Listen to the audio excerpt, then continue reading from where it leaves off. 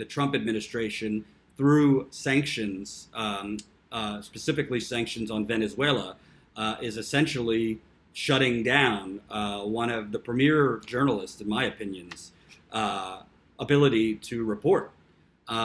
If you don't know me too well, Jen could tell you how I view things. There's very, very few journalists that I actually respect. I don't say that because I'm great. I don't think that. It's because I've been out in the field enough to know that there's such a lack of real journalism. When I say real journalism, I'm talking about journalists who sacrifice large chunks of their life, large chunks of their safety, and sacrifice all the bells and whistles. Journalists who don't do this so that they could climb a ladder. Journalists who don't do this so that they can get to a certain amount of Twitter followers or Facebook followers or wealth and press the share button to get this out. Journalists who actually have a righteous anger and a righteous indignation about injustice, about corruption. Journalists who don't only want to stand there as robots and say, well, this side says this side says this, we're neutral, aka I get paid a lot of money to not tell you the truth, you figure it out. There's very few journalists out there that do that. That's why I think when I was at the Young Turks, I had a little success at building an audience because, frankly, over and over and over again, when I was out on the road in the field, I'd get the same exact comment to me. I remember being at the People's Summit. I would get the same exact comments to me. There's nobody else doing this. And I didn't take that to be about me, because honestly, you could replace me with another aggressive, angry, truthful, and authentic person. I'm not something special. What I'm getting at is the hunger and the desperation out there from real people who are getting screwed by the government, who are getting screwed by corporate America, who are getting screwed by their public servants. People are desperate. I mean, you should see the messages I get. People are desperate. So when I advocate or when I go live to speak about a journalist who's under attack, it's because I really, really respect them and I've seen their work. And that's why, even though I wasn't going to go live today, I wanted to go live about what's going on with Abby Martin. So if you're not familiar with Abby Martin, and full disclosure, I've only met Abby once. She interviewed me the night of the election, actually. I believe she was in New York. I was reporting when I was at the Young Turks, and she interviewed me. She was there. So I've only spoke with her once. I don't believe we've spoken other than that. And I've followed her work as best as I can. I've listened to a few of her podcasts. I've seen some of her work at Empire Files. And honestly, Abby is more brave than I am. Abby Martin has gone into war zones. Abby Martin has had not just death threats like through her inbox, but literally the chance of dying like imminently where she is reporting in places like Venezuela, in places like Gaza or Israel.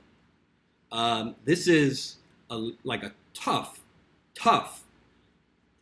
reporter. And the thing I like about Abby Martin the most, and if you don't know, I should have led with this, but the Trump administration, their sanctions are basically blocking Abby's ability and her staff, her crew, that puts on Empire Files, which is a great, great show. It's a weekly show on Jen. It's called TeleSUR. Yeah.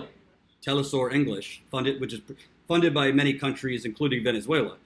Basically, the Trump's sanctions have made it so they cannot even get payments through to pay for the staff and put on the production. I'm sure you know, media costs money.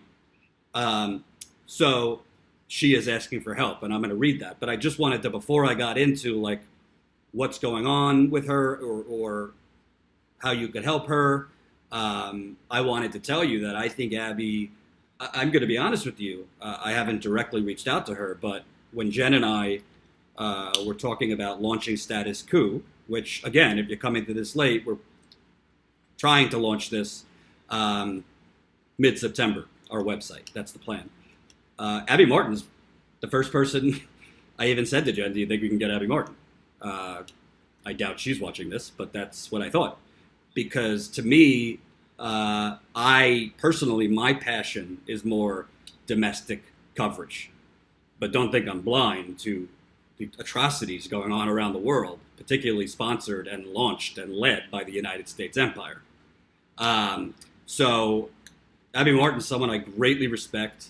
I think, frankly, I could learn a lot from her because I think she's such a badass reporter. And what I think is so impressive about Abby Martin, I think that people could tell who's authentic and who is not. And I watched Abby Martin on Joe Rogan's podcast. I don't know when she was on, but I just saw it a few weeks ago.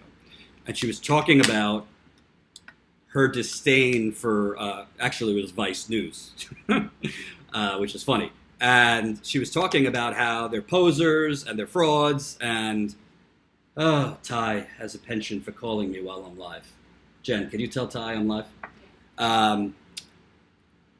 She was talking about why she doesn't like Vice and thinks they're posers and frauds.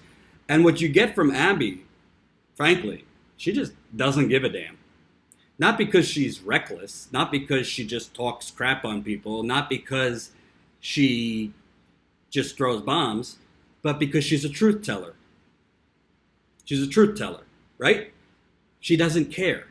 Most journalists in this country play it safe.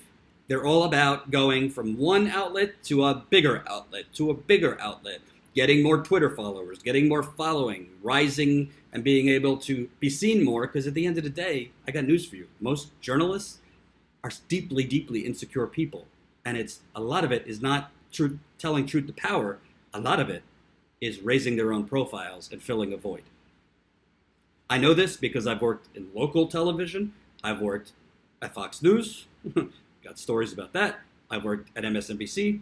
I've worked at at digital outlets where I wrote, and I've met a crap load of people that are quote unquote journalists. So I am leading this by basically saying I think Abby Martin is one of the premier journalists, not in the United States, in the world. In the world. I don't know her. We've never had a conversation other than her interviewing me in New York on election night. But what I get from Abby Martin, she does not do this for money.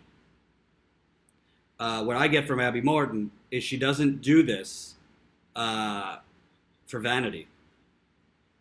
I think Abby Martin does it because she's pissed off at the atrocities the United States is doing and launching and leading around the world. She's pissed off at the alternative reality that people have about the United States. There is a notion, widespread, definitely among Republicans, definitely among Democrats, but America is an exceptional nation. America is a beacon of freedom and a shining city on a hill and all the propaganda that you see. And I think there's a lot of decent things about America, but I also think there's a lot of fairy tales about America, and that's what Abby Martin does. She disrupts and debunks the fairy tales about America. Because the truth is, you want to talk about Russia, quote, interfering in our democracy? America has literally engineered and re-engineered the entire geopolitical world over the last century by toppling dictators, democratically elected leaders around the world that were democratically elected but weren't good for the United States business interests.